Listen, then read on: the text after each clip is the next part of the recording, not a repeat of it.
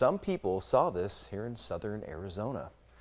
Space is wildcat country, and now the University of Arizona's ironclad relationship with NASA just got even stronger.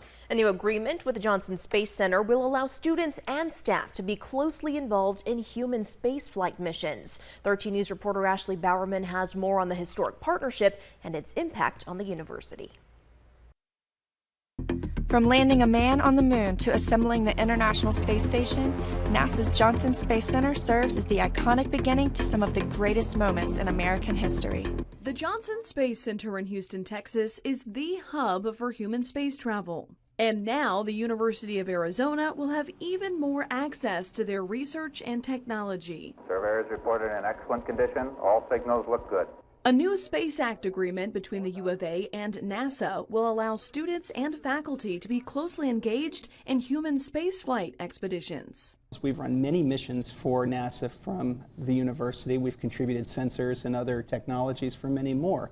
But we've not expanded into human spaceflight really as far as we think we can. University Vice President of Research John O'Neill says student scientists will be working hand in hand with scientists at NASA Johnson, sharing ideas and research and helping support people in space. NASA Johnson is very good about connecting students with people who are actually on the space station, for instance, to communicate and get perspectives and things like that. But really, it's more about how do we add value to the missions and all of the technical problems and issues and concerns that you have that feed into putting people in space, whether it's going to the moon or Mars. And there's no better place for students to support innovations in space exploration than the university's new Applied Research Building. The building is equipped with a huge lab used to evaluate the performance of objects ranging from airplane wings to sensors, and has this anechoic chamber room. This is designed so that no sound interferes with the testing.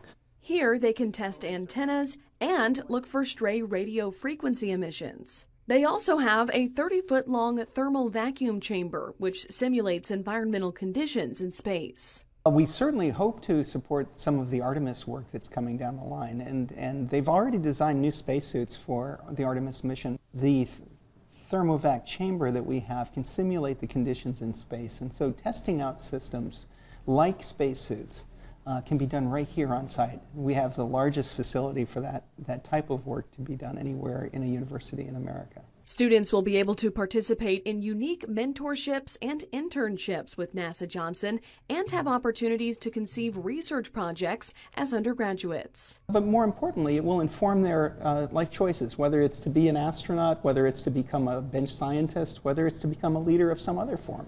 O'Neill says human spaceflight is being prioritized in the federal budget and national security priorities. He's proud the U of A can play an even bigger role in helping the country reach for the stars. Human spaceflight is a huge priority for the U.S. government right now, and it's in its resurgence. We contributed to the planning for the Apollo missions and things like that back in the 60s. Now it's our chance to give back once again. In Tucson, Ashley Bowerman, 13 News. Very cool there. And an ASU grad